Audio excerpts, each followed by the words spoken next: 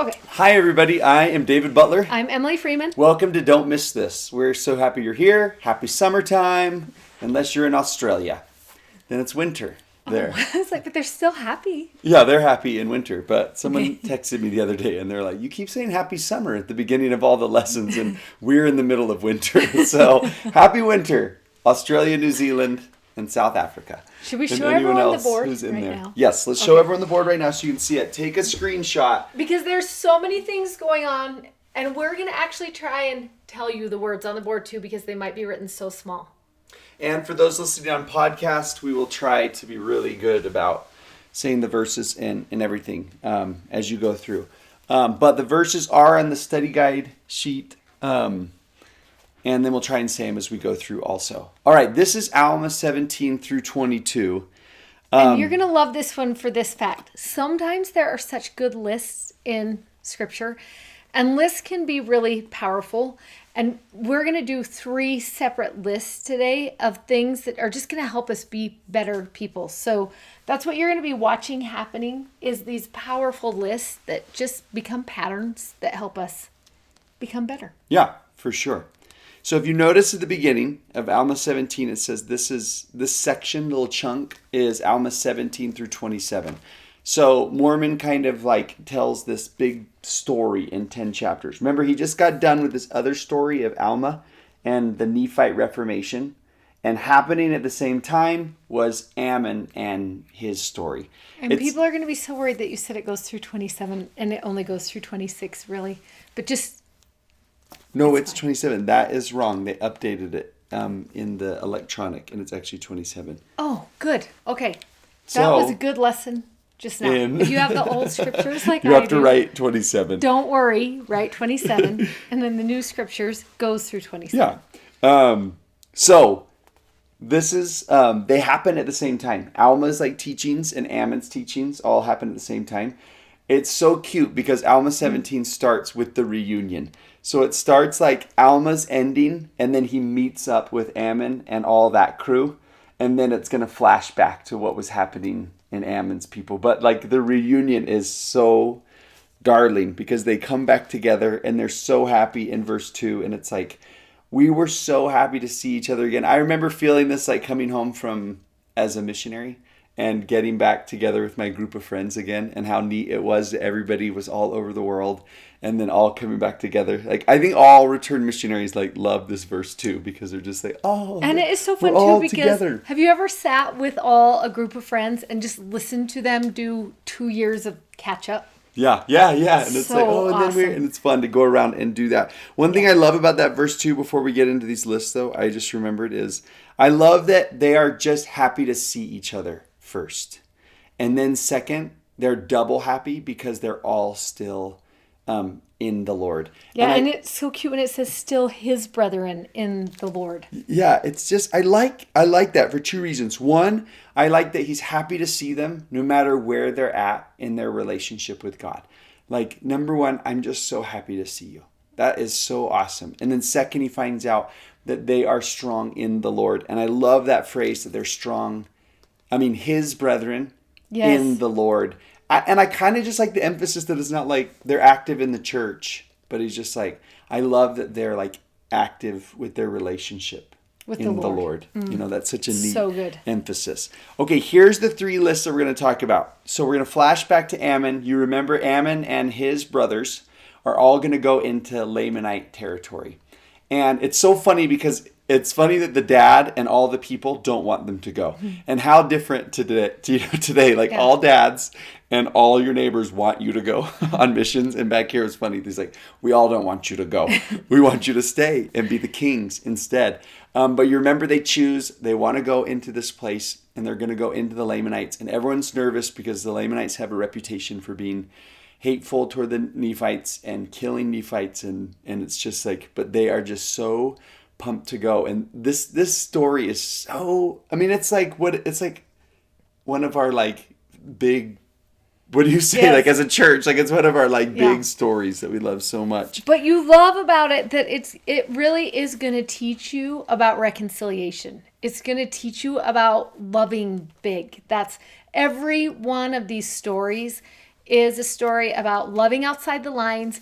It's a story about crossing cultural divides in so many different ways. And there's just lessons that are so applicable right now, even to where we are and to what's going on Right. right now. And you love that Ammon and his brothers are ones that are like, we're going to walk outside the lines. And they are going to be the ones that are going to allow God to do his reconciliation work, right? Where it's like on one side, I mean, when you meet King Lamoni's father, he's just like, this is a son of a liar. We don't have anything to do with these people. And then you remember Ammon's dad was like, don't go among those people. They'll never listen. They're not our people. And you love that these boys are like, somebody's got to cross the lines. Yep. Somebody's got to break this and open. we're going to watch it happen as a missionary, as a teacher, and as a witness of Jesus Christ. And we're all those things. So it's so awesome because we're going to be able to see those patterns. And we're going to start with the mark of a missionary. And before we even jump in, I wanted to talk about this because I had the most interesting experience when Grace came home from her mission and she was released. And any of you who have served a mission, or any of you who are parents and have watched a child come home and be released, you know there is something about taking out this name tag. And it makes tears come every single time. Cute Grace just sobbed when she took off her name tag. And our stake president was so cute because we did it on a Zoom meeting because of the way the world is right now.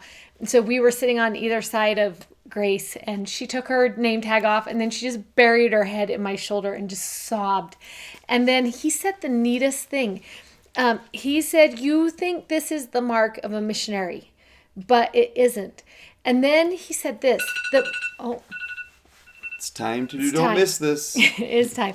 The mark of a missionary is how you live your life after your mission. That's the mark of a missionary. And I thought that is so interesting to think about.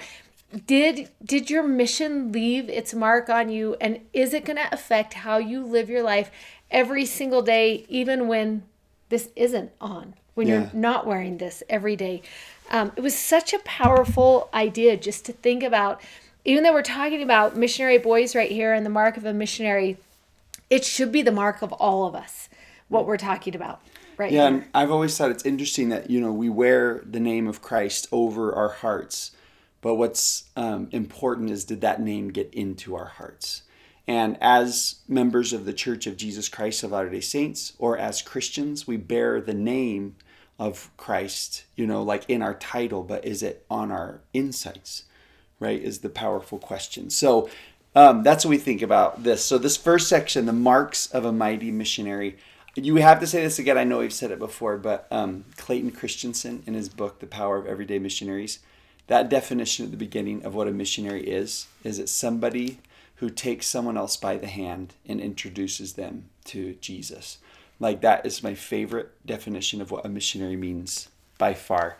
So here they are. Here's what we found, and you'll find other ones. Starting in Alma Chapter 17, in verse 2, when they all jump back together again and they're so happy, it says in there that they waxed strong in the knowledge of the truth. So that's number one, is they waxed strong in the knowledge of truth. And I love thinking about, like, when you go to Nauvoo or like Williamsburg or something and you make your own candles, I love that idea of waxing strong in truth is an idea of being dipped in truth again and again and again and again. And that is what helps somebody to wax strong in truth. And it might be great to even ask the question, like, man, what's that mean to wax? Like, what particular truth are you being dipped in? And spoiler alert, I think we're going to find that the greatest truth you can be dipped in again and again is the story of redemption and the story of the goodness and the mercy of God. And so that's number one, wax strong in truth. The next one's in verse 3. And it says they gave themselves to much prayer and fasting, which is so powerful. And we could go on forever and ever about that. But maybe the thing we love most about that is how important a relationship with God was to these boys. Like, that's what made them is, like, how did that name get on the inside? Well, they spent time talking with him, and they spent time fasting to, like, draw closer and learn his will and know his ways. And you love that they repeat that thought of prayer and fasting over and over. Again, not just in one verse as an aside, but it actually was a part of how they lived. Yeah. And not just, and I was thinking about how Jesus says that to the disciples. Remember when he's just like, this only comes by much prayer and fasting. It's his pattern. It's one that he lived. We see hints of it in the New Testament where he was like, I had to go away and spend that time in communion. And not as like a habit of Christians, but as a form of worship. Yeah. Okay, number 3, which is actually in verse 6, is we chose the phrase, refuse the kingdom. Remember the dad and all the people wanted them to be kings. This is what you want you to do in your life. But something that makes somebody a mighty missionary is they refuse things. There are things in their life that they say no to, and there are things in their life that they sacrifice. Yep, and leave behind. Yeah, and I love this thought, that every time we say no, it is a yes to something else. And that is the power of saying no to something, is what does it leave room to actually say yes to. That's so awesome. So that's verse 6, refuse the kingdom. Okay, the next one is in verse 9. This is all in Alma 17, verse 9. There it is again. You're pointing out that they fasting and prayer. Fasted much, prayed much. And it says that the Lord would grant unto them a portion of his spirit to go with them. I love that phrase. Like, can I just have a portion of your spirit as one of our companions to go with us? But we love connecting that with the idea of that they might be an instrument in the hands of God. That those two ideas are tied to each other. That I want to be an instrument in his hands. And the way that's going to happen is by having a portion of his spirit. We've kind of talked about this a little bit before, but we want to mention it again here because it's such a good object lesson to think about. Lots of times we pray that we could be an instrument in the hands of God. That's what we pray for. I just want to be an instrument and use me as an instrument. And it's so interesting because in order for them to be an instrument, it tells us they had to pray for a portion of the Spirit to go with them. And I just want to think about the correlation between those two things for a minute. You might remember this violin from before. This is Greg's mom's violin from when she was little. And I love getting this out sometimes when I'm teaching youth because I will ask if there is a violin player in the room. And then I'll have them come up and I'll pull the violin out of its box and I have the bow. And then the violin is not in good repair. If you look closely, that was the nicest way to say that about the violin. I'm going to say that next time someone looks all ratchety and ugly. You are just not in good repair. In good repair. And the truth about this is you can't tune it. I've even had some girls try to tune it, and so they could try and attempt to play it. And it can't be tuned. And as you think about it, it is an instrument. It is. This is an instrument. But it can't be used right now. And I think to myself, it doesn't matter how hard you had practiced to use this or prepared or how many people were there to watch the performance. If you pulled this out and tried to use it, it's not going to work because it's not in tune. And it can't be tuned. And the thought of if we want to be an instrument in the hands of the Lord, then maybe what we need to start praying for is a portion of his spirit and then to be in tune with that spirit. And it's those two things that are going to allow us to be an instrument in his hands. And so lately, for years since I got this violin and realized it couldn't be played, I've changed my prayers. And instead of praying to be an instrument, I do pray regularly, help me to be in tune.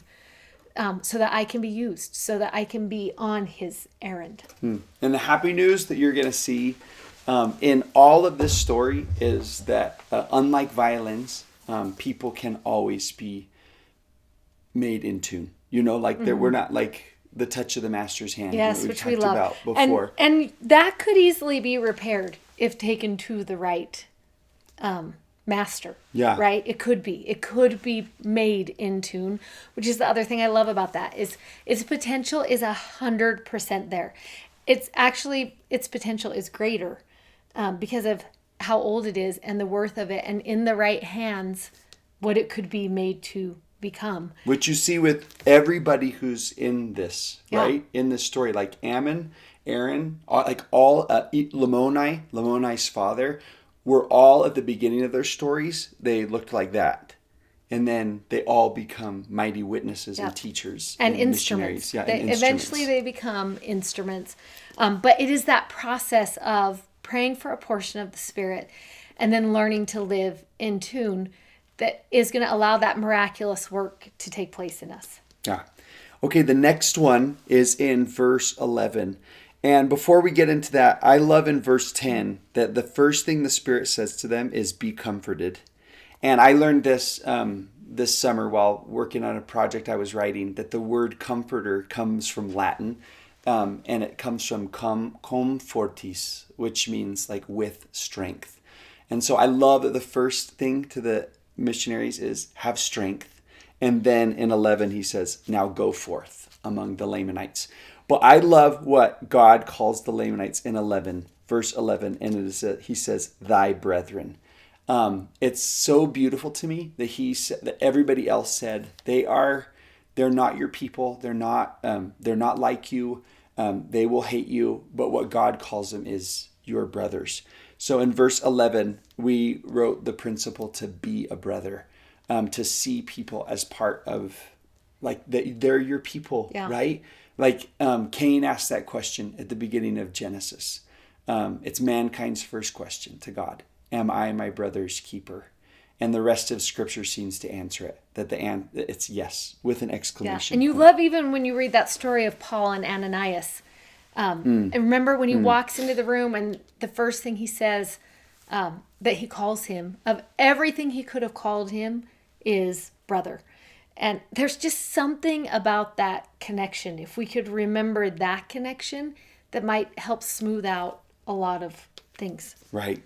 And he tells them in verse 11, go and be good examples of me to them. Go be, God says that to Adam and Eve, right? Be image bearers of me.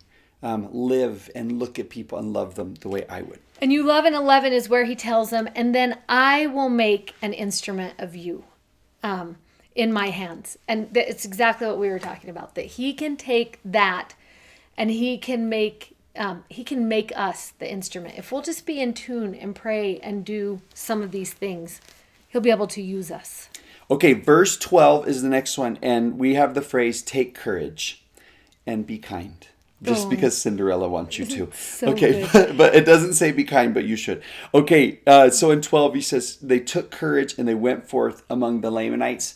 And I love that it says to declare unto them the word of God. And so, like, I think it would have taken courage to actually go into a people who were not the same as you and had different thoughts and maybe bad feelings towards you. And that would have required courage for sure.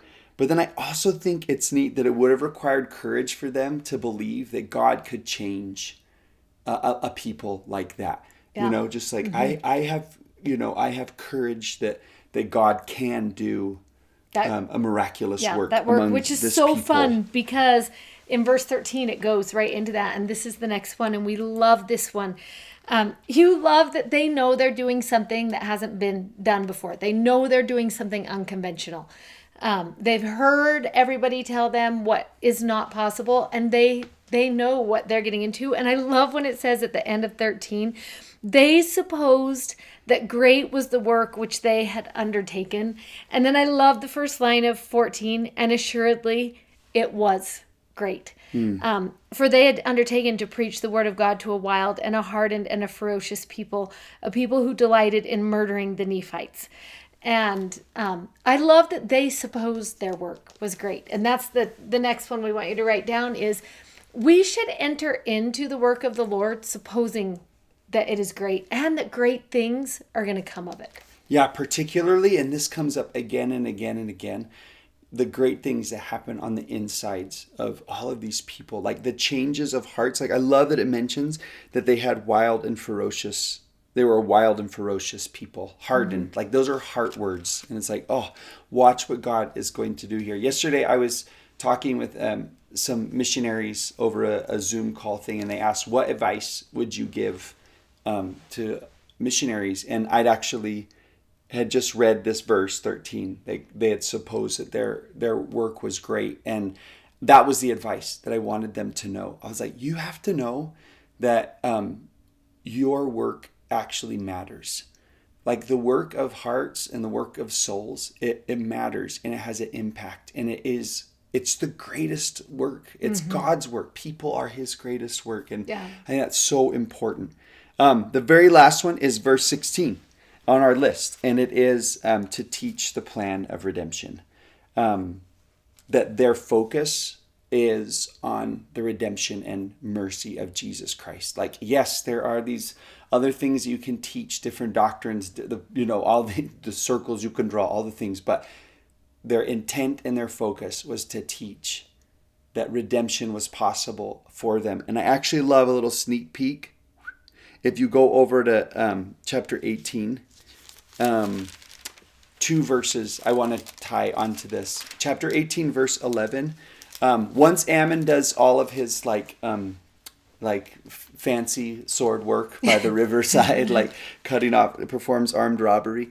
In verse 11, King Lamoni thinks that Ammon is the Great Spirit. He thinks he's God. And he says, I surely know that he is the Great Spirit. Now I know he's God. And then he says, I would desire that he would come into me.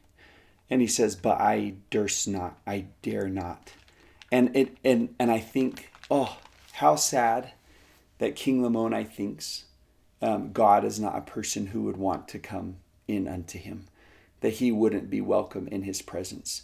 And I love that Ammon gets the job to change that for King Lamoni and say, oh, once you know who he was, you would dare go in unto him, like boldly would go in unto him. And I love that this, the plan of redemption becomes the great unifier there, because you have two groups of people who have come from the traditions of their fathers. They could easily sit down and say, this is how we were wronged. This is how we were wronged. This is the history. This is the story. This is what has happened. This is what we're holding on to. And yet the plan of redemption, Jesus, he's the great unifier. He can erase all of the things, and he's the one who makes that story work in all of these. We're going to watch it here with Ammon and King Lamoni, but we're going to also watch it with Abish. We're going to see that keep happening, that when Jesus is invited into the conversation, then that's where the unifying and the healing can take place. Yeah, and it's interesting. Where is it? It's after he wakes up from the... Oh, okay. Alma Chapter 18, verse 41. It says, Lamoni says, he began to cry unto the Lord, saying, O Lord, have mercy according to thy abundant mercy, which thou hast had upon the people of Nephi, have upon me and my people. It's interesting that that is what he gets out of whatever Ammon's message was, is God's been so merciful to your people and to you. And I want him to be merciful. That's how they related. Mm-hmm. Is Ammon could have gone in and said, hey, I'm actually a prince. I'm royalty also, and you're royalty. That's how we could relate to each other. But instead, they both related with, we are both people who've been redeemed. Yeah. We're both people that God has had mercy on. Yes. That's so awesome. Yeah. I love that part of the lesson. So there's all of the things, the marks of a great missionary. Wax strong in truth, much prayer and fasting, refuse the kingdom, take a portion of his spirit so you can become an instrument, be a brother, take courage, suppose your work is great, and teach redemption. I really like this list. I know, it's so good.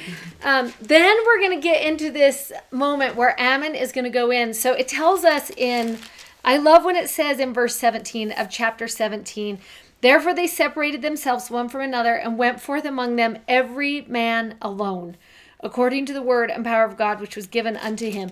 Which makes you so nervous because they're going into a place where people might not like them. Can you imagine sending your missionary age child by himself without a companion or a mission president or anything into a place where people could hate and reject and all of the things that could happen. And I love that these boys are just like, okay, this is going to be a great work. And I'll see you when we're done. See you when we're done. Yeah.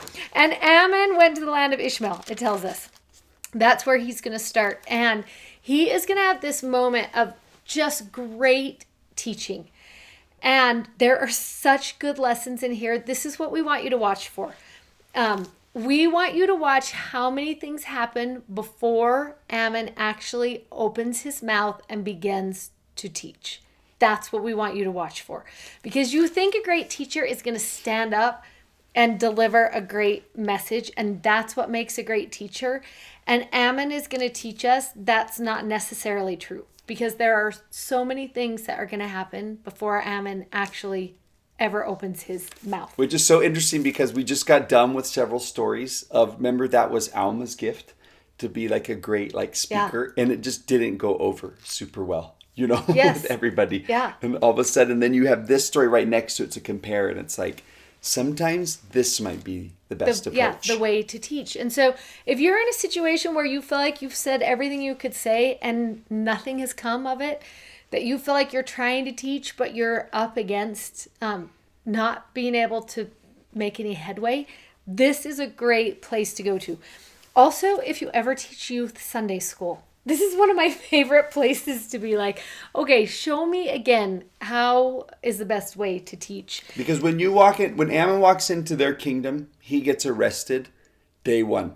That's what happens inside every classroom of youth. You are arrested and you are a criminal the second you walk in. Like, if you just have to know, you don't come in as a hero, you come in as a criminal. You are under their Yes, you are in their jail from day one. So we're going to just walk through, and you're going to see this list right here. And we'll say the verses, because I didn't write the verses here. You wrote but it in number, we're going to say them. as we go. So we're going to be in chapter 17 still.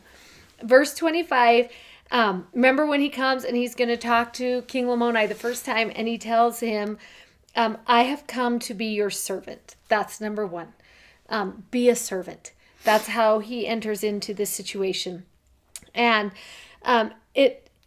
remember, as he becomes that servant, he goes out, he takes care of the sheep. There's going to be a lot of things that happen here. And it's cool that he says in 23, and perhaps until the day I die. Yeah. Like, what if That's that was awesome. like his intention was to be a servant and maybe never get a chance to teach, right? Because remember, God said to them at the beginning, go be great examples of me. And maybe Ammon thought, well, the best thing I could do to be the image bearer of God is serve until I die. Then you remember in verse 29. This is number 2. This is going to be number 2 that we're going to talk about. And he says that he wants to restore the flocks to the king. And the reason why he wants to do it is that I may win the hearts of these my fellow servants, that I may lead them to believe in my words. And we love that phrase, win the hearts. What is going to be required of you as the teacher to win the hearts of the people? And for every person, it's going to be different. For King Lamoni, his biggest need was someone was killing the sheep, were killing his flocks. That's where Ammon went. Show me the greatest need. That's where I'm going to do my work. Why? Because I'm trying to win the hearts. And so as you're thinking in your situation, what's the greatest need in that situation? And how do you win the heart? And what a great way to enter into like any kind of relationship, right? Where you want to have any sort of impact, that you're like, what do I need to teach them they're doing wrong? Yeah. That's not how you start. Like, how do I show them a better way? No. What if your first intention was, how do I win their hearts?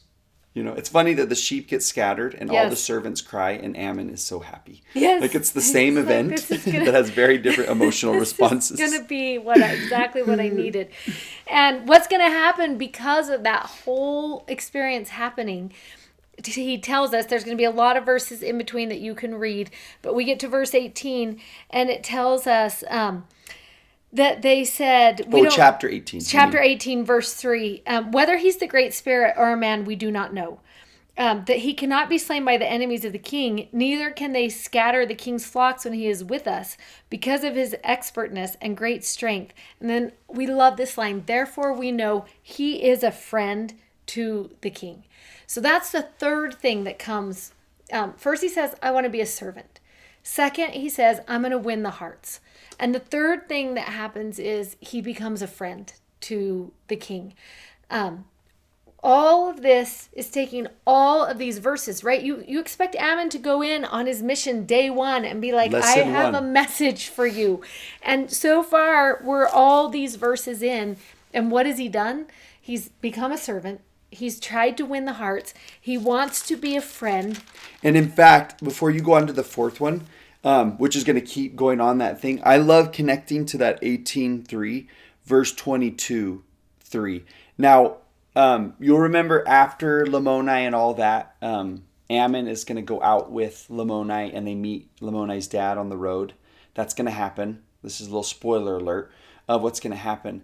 And the thing that Lamoni's dad is so astonished by when Aaron eventually comes to see him is he says, Aaron can teach right away to King Lamoni's dad because he says, I've been somewhat troubled in my mind because of the generosity and the greatness of the words of your brother, Ammon. Like the thing he remembers most about, and let's remember that at one point, Ammon had a sword over King Lamoni's dad. Yeah. Right? And the thing that he was troubled by and remembered is how generous Ammon was, right? Well, and that he was such a friend to his son. Right. Like that's what I mean. He's so astonished that he could have had half my kingdom. He could have had all these things, and all he wanted was just to be a loyal friend to my son. I love that that's how Ammon enters in. Right. Servant, win the hearts, be a loyal friend. And then you love that the servants are telling the king all this stuff is happening. And then he's like, well, where is he? Like, where is this guy? And do you want to know where he is? In verse 9, he's feeding the horses now, right? He has no agenda. He didn't write his talk. He's not entered into this situation. He's like, what can I do next? And now he's feeding the horses. And a couple lines down from that, he's going to prepare the chariots. That's what he's going to do. So you're watching this whole thing happen. Be a servant, win the hearts, be a friend, feed the horses, prepare the chariots. And we actually made those as two separate things on the list because of that nature of Ammon, that he's just like, what's he doing? He's feeding the horses. What else? And he's preparing the chariots. Like, he's moving on. And I've never thought about this before, but one of the things now I love about this is he says, why is he doing that? And then the king's like, oh yeah, because I told him to. Like at the very beginning, you know? Easily someone could have forgotten to go feed the horses after you just like got attacked by an army of people. And like, you know, you could have easily forgotten that that's like what was important to the king, to go see his dad. You know, and or you could have run in with all the servants to and be been like, boom, look at all these arms. What happened? You know, like could even pull out the bag and be like, hey, like throwing the arms up. Yeah, but he's just feeding the horses. That's his job. And this is what I was going to say about that it's like, like I had one of my great friends passed away a couple of years ago. And this last year on the anniversary of his death, another one of my friends like texted me in the morning and just said like, hey, this will probably be a rough day for you. So I'm thinking about you. And it was such a meaningful message to get. And it was meaningful because someone remembered something that was important to me. And I think part of the lesson of those two is that it's like he remembered what was important to the king. You know, and it wasn't to go in and teach. It was like, oh, I know this is something you care a lot about. And I care about it because you care about it. And then you love when he finally comes in and he's going to sit down and the king is right there. And in our minds, we're like, okay, this is your chance, right? This is the moment in verse 14. What he asks is, what wilt thou that I should do for you, O king? And in verse 15, what do you desire of me? He's still asking this question. What can I do? How can I help in this situation? That's his lead in is, What do I need to do for you? It's just such an expression of love, which is what we saw from the missionaries. And now we're seeing it again. It's how to care for someone Which and is watch over someone. Crazy. Because there's a bag of arms on the ground, and everyone is like this when they walk in. Mm-hmm. And Ammon knows, I've got a captive audience. But his question still is, what can I do for you? And the king doesn't answer for an hour. Like, and he just sits there. That's got to be like, have they done a Bible video? I mean, a Book of Mormon video about this? Please, it's going to be so long. Just, could you imagine? The camera keeps spanning person to person. It's like, for an hour. that is seriously legit. Like, I get awkward after 12 seconds. Like, they waited an hour. It's awesome. And then he's gonna ask questions of Ammon. Who are you? And how did this happen? And how do you know what's happening in my heart? And all of these things he's gonna ask him. And it's finally in verse 24. So 2 chapters into the story, verse 24, and you love the first line, and Ammon began to speak. That is when he starts teaching. Isn't that crazy? All these things happen before he begins to speak. And as you think about the places where you are called as the teacher, in your own home, for all of us right now, but as things start to go back to the way they used to be, who do you teach within the church? Or in other aspects of your life? That might be your profession. All of us have different areas where we are the teacher. How could you use these 7 things in your teaching before you even begin to speak? And then there are lessons that we do learn as he begins to teach. And I was just thinking, we kind of had some fun with that one about sitting there for an hour. But it is interesting that sometimes you really do just need to listen. Mm-hmm. And you really do just need to wait before you begin to speak. And I love that he's going to begin with a question. That's how he starts. He doesn't start in and be like, okay, let me tell you everything I know. His first words out of his mouth are, do you believe there is a God? That's how he starts with him. And he's going to meet him in that place. He's going to meet him where he is. And I love that he says, I don't know what you're talking about. And Ammon rephrases his question, do you believe there is a great spirit? And he said, yes. And Ammon said, this is God.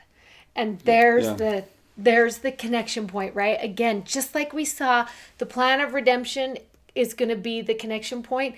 Ammon goes directly to the connection point. Where is God in this? Mm-hmm.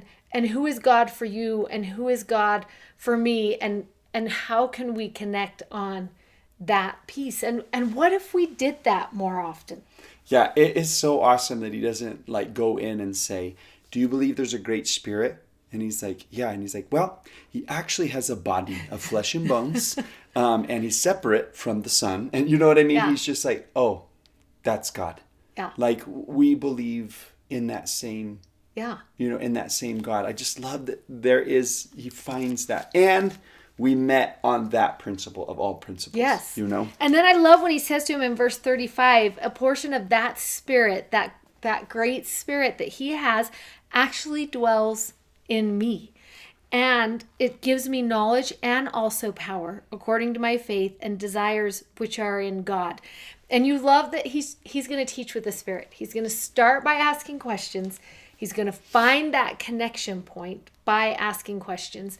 And then he's going to start teaching with the Spirit that actually is in him.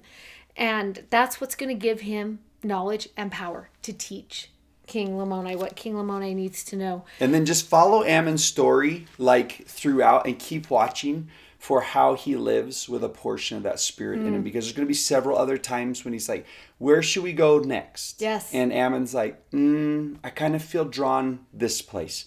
What should we do about this? And Ammon's like, let me ask the Lord. You just see that as sort of like the way he lives his life. And then he's a servant. Yes. That's so awesome to God and to others. Yeah. Right? He's like, why does he keep asking God? He's like, well, look at what kind of person Ammon is. He has a servant heart. Yep. And then we get to the last thing, which is number 9. When he had said these words, so just think about it again. When he begins to speak, he asks a question so he can meet him where he is. Then he invites the Spirit to be part of that discussion. Which is in verse 35. He begins to speak in 24. He teaches with the Spirit in verse 35. And then in 36, he's going to open the scriptures. And he's going to begin at the creation, and he's going to teach scripture the whole way through. So how often when you prepare a lesson, is that what your lesson looks like? Do you start with a question? Do you find a connection point? Do you invite the Spirit to be in charge of your knowledge and your power, what you're going to say? And then do you open the scriptures? And how quickly do you open the scriptures? I've taught each of my children when they teach, if they have not opened the scriptures within the first 5 minutes of a lesson, then they might have planned their lesson out wrong. And so it's so funny because when we all go to church together, they will do that, particularly in Sunday school. I'll see all of them checking to see how long before we actually get into the scriptures, because that's where the meat is. That's where the power is. It's not in the personal story you saw on Facebook. It's not in sometimes we go to all the peripheral things. And I love that Amman is like, okay, are you ready? All right, let's begin. And where are we going to begin? In the Word, because that's where the power is going to come from. And kind of going back to this one in the March of the Missionary, our last one, I noticed this yesterday that in 36, he's like, he rehearsed the creation. In 37, he rehearsed their things. 38, he rehearsed the rebellions and all of that. And then I love in 39, it says, but he expounded the plan of redemption. Oh. And I don't know if Mormon meant to do that, but I just thought it was interesting that he rehearsed this and rehearsed this. Almost like, I'm going to set all this up so that I can really dig into what I wanted to tell you. And that is the coming of Christ, which is the plan of redemption. Yeah, it's so good. So hopefully you got all of those. And the 10th one, the best one. Oh yeah, we forgot the best one. The 10th one, you want to go to Alma 20:26 is where you want to go. So we're just going to skip there. And this is what you were talking about before with King Lamoni's dad. Okay, in case you are new to the story, we're going to jump back into it in just a second. But what happens is Lamoni has this great spiritual experience, and so does his wife, and so does their whole household. We're going to get to that in just a second. And when it's all over, Lamoni wants to go with Amman to other places now. Now let's go spread redemption and mercy to other places. And on this journey to go to do this, they meet Lamoni's dad, who's not happy about all of what has just taken place. He missed the ceremony, like Scar did. And so then there's that whole thing where Amman has a sword and everyone's mad at each other. And then the king is going to fear for his life in verse 23 and says, if you'll spare me, I'll grant whatever you ask, even half the kingdom. And Amman says that he doesn't want any of those things. He's going to spare him. And he's just worried about his son. And then in verse 26, this is this verse that is so good. And when he saw that Amman had no desire to destroy him, and when he also saw the great love he had for his son Lamoni, he was astonished exceedingly and said, because this is all that thou hast desired, that I would release your brethren and suffer that my son Lamoni should retain his kingdom, behold, I will grant unto you that my son may retain his kingdom from this time and forever, and I will govern him no more. And he's going to allow him to live his belief. But I love that he saw the great love Amman had. And that's number 10, is just love greatly. If you want to be a powerful teacher, then you've got to have great love. That's what's going to make the difference. I think that's so awesome that the king kind of realizes Lamoni does not need to be governed by me anymore, because he's now learned to be governed by love. Yeah. And so I don't need to do that anymore. Yeah. Okay, this third section. So we had marks of a missionary, being a powerful teacher, and then this third section is living as a witness. And the person we're focusing on in this one is actually our hero for this week in the Summer of Heroes. So we have her written on our poster. Are you guys, do you have your posters and all the things? Hopefully everything is going awesome with that and you're having a great time. Yeah, we hope you are loving all of these battle ready challenges. We are having so much fun with them in our homes. Yeah, and this one you are really going to love. It's awesome. Yeah. Okay. It's gonna be such a fun so we meet this girl. Her name is Abish or Abish. We don't even know. What did we decide to call her? We talked about this before we started and we forgot. Pronunciation guide says Abish. But it's sometimes you just want to call her Abish because Alma and all the other soft A sounds. So you just call her whatever you're used to calling her, and we'll call her both. And that way, hopefully, everyone will be so happy about her story. So her story starts in Alma Chapter 19. So what happens is that as Amman is teaching King Lamoni, he has this overwhelming spiritual experience. He kind of has an Alma the Younger type of thing and passes out. And he's gone for like 3 days, like he is out. One time a kid passed out in my seminary class and everyone was panicking. And I was like, everybody don't panic. What just happened is we just had an Amman Lamoni experience, so it is going to be fine. Listen, please bless someone who's smarter than you and called 911. I was just happy that I was kind of like Amman. But he was out for like 3 seconds. This is why he can't teach in a building by himself. Everyone, somebody else called 911. So he was passed out, and then he wakes back up, and when he wakes back up, like his wife is there, and there's this then she passes out, and all the servants pass out. Anyways, so this great never happened before type of spiritual experience goes on, and it's in that story that we meet this servant girl, Abish. And so in verse 16, let's just start right there because I love it. So here's our list Chapter of living 19, as a witness. Verse 16, and it tells us they did all call on the name of the Lord in their might, even until they had all fallen to the earth, save it were one. Remember how we are in love with the lines in Scripture that talk about one person is going to have their shining moment, and this is going to be the one for Abish. Yeah, and she might have thought, wait, why didn't I get to fall into the conversion dream? Yes. Everyone else is having this awesome experience, and it's just neat that the Lord's probably it's because I have another job for you. Yeah. Her name was Abish, she having been converted unto the Lord for many years on account of a remarkable vision of her father. Oh, who just wants to meet her father? And don't you want to hear that story? Yeah, it's wait, what happened? What happened? There? Yeah, clear back then that there is this one girl in the palace who is already a believer and has been this whole time. And someday we need her whole story. I know. But do you know what? One time I read this verse, though, 16, and I read it like this, that she was converted on account of a remarkable vision of her father. She had a vision of the father. Oh. Maybe it wasn't her dad's vision, but she had a vision of You her want father. it to be a capital F father. Right. Even though it's a lower F father. Right. But it's so cute. And maybe she had a Nephi experience. Right. Where she, who knows? And she was already converted to the Lord, but she had never made it known before. So she knew what was happening. She would have known who Amman was. She would have known what was happening everywhere. I love that part. And she knew that it was the power of God. And then I love this because it's just, remember when the 4 boys supposed their work was great, and assuredly it was great. It tells us in verse 17, and supposing this opportunity would bring people to the Lord, then it tells us she ran forth from house to house, making it known unto all the people. And this is going to be our challenge for you, is to run.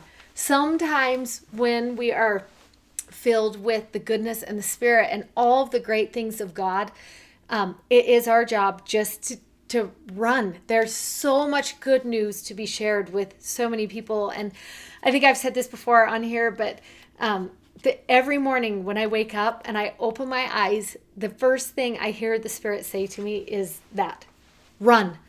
There's so much good that needs to be done. And particularly now in these days, there's just good that needs to be done. So you love that she's just going to run from house to house. And she's so excited because she thinks now everybody is going to know what she knows. And she's going to have friends in the faith. And her just her expectation is so big of what is about She to happen. knocks on doors. She's Yes, like, come on, come, everybody come. She doesn't even tell him what's happening. She doesn't even take the time to like tell him. Just tells everyone, come to the palace. So we took like that line of her going from door to door and so here's kind of the challenge. Yes, we okay, wrote let's to stop run, and give the challenge. And we love that it precedes an opportunity. So she sees an opportunity and then she runs to do it, which is sort of like what makes her a hero to us.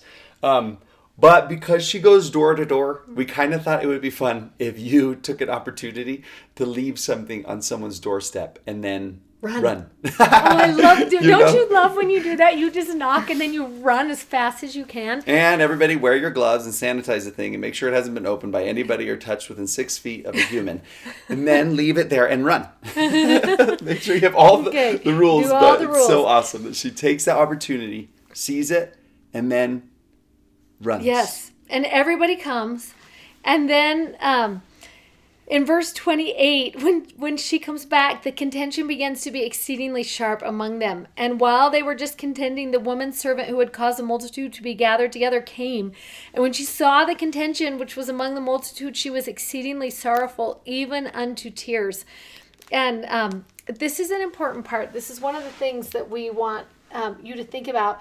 Don't let discouragement hinder you, because how discouraging must that have been when she came back? She had this big plan. She knew how it was going to go. And then when she gets back, nothing went the way in her mind she thought it was going to be. And she could have just walked out of there and been like, well, that didn't work. That worked horribly. The way I wanted it to. Yeah. But, and even though it brings her to tears, she's like, okay, what else should I do? And even though it didn't work out the way that she thought, it doesn't mean it was a waste what she did. Like the good that she did was not a waste because the result didn't pan out. The good that she did was good because it was good. And you love that God can fix situations like that. Like here she is in the midst of this place where she's just been trying to do her best, and instead she's created a big disaster, right? That Amman could be murdered because everyone is so worked up. And in her mind, she's like, what have I done? And yet God can turn that for her good. He can take what she sees as a mess and he can bring his glory into that situation. And he will. And you love that she's exceedingly sorrowful, even unto tears. And then there is this really neat moment, and it's a moment that I connect to, I think, a little bit more just because I am a woman. And I love that we get to highlight the story of a woman who is doing God's work in this moment. But I love that what is going to fix that terrible situation is one simple act of kindness. Because what she is going to do is she's just going to reach out her hand to the hand of the queen, and she's going to lift her. That's it.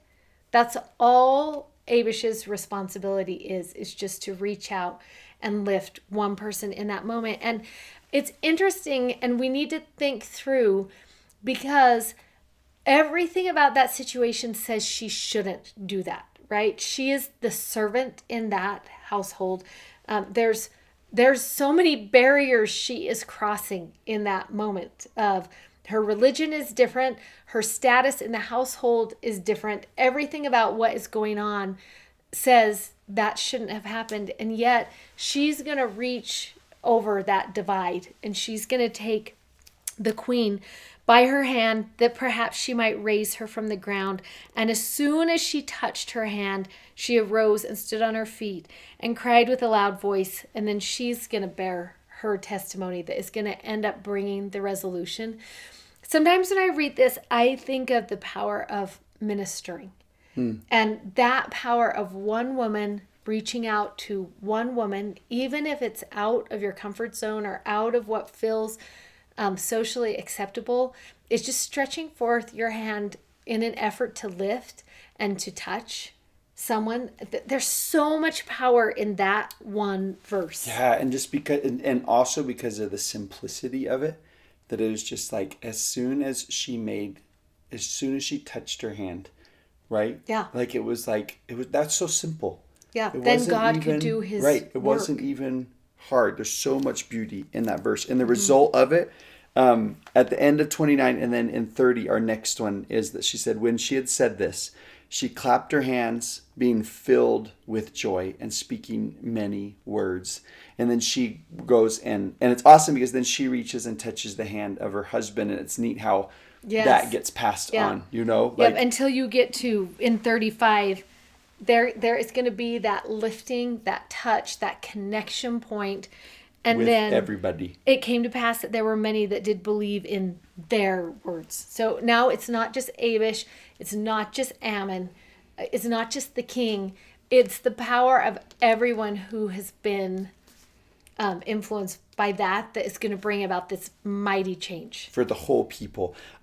So it's interesting that how the simple things that will now domino to next time. Our lesson from next time is like the huge impact. And it's crazy to think, how did all of that start by somebody saying, I want to be your servant?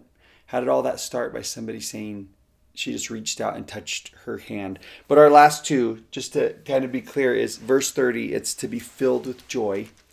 That's how you live as a witness, to express the joy of your own redemption. And I added, and sometimes you have to clap. Verse 30, it says she clasped her hands, but Royal Skousen, who did that analysis of the manuscript, said, I think the original one said she clapped her hands. Oh, that makes That's us why so we don't clap in church, because of that one We letter have to clasp change. instead of Yeah, clap. because what do we do when we're done? We're like, if I had that one letter been different, we'd be clappers. Okay, so express your joy. And then the last one, number 7, is kind of what you were saying, where in 33, Ammon keeps ministering to the servants and Lamoni keeps ministering until 35. They all believe. And they just continue giving that witness. It's just continuing. All as we go through. Okay, let's maybe stop there and start next time on that little story of King Lamoni's father, because this might be too Okay, that long. is Do so you fun. think? Okay. But take some time this week. These lists are so powerful. Every one of them is a powerful list. And I honestly believe there are lessons for our time right now, for our day and our situation within these lists. And so maybe these are conversations you can be having in your home of how do we become better missionaries? How do we become better teachers? How do we become better witnesses? And how can we cross cultural divides and talk about the plan of redemption and bring Jesus into the story so that healing and mending can actually come? And then let us leave with his name written on our hearts after all of it. So good. Okay, see you next next week. week.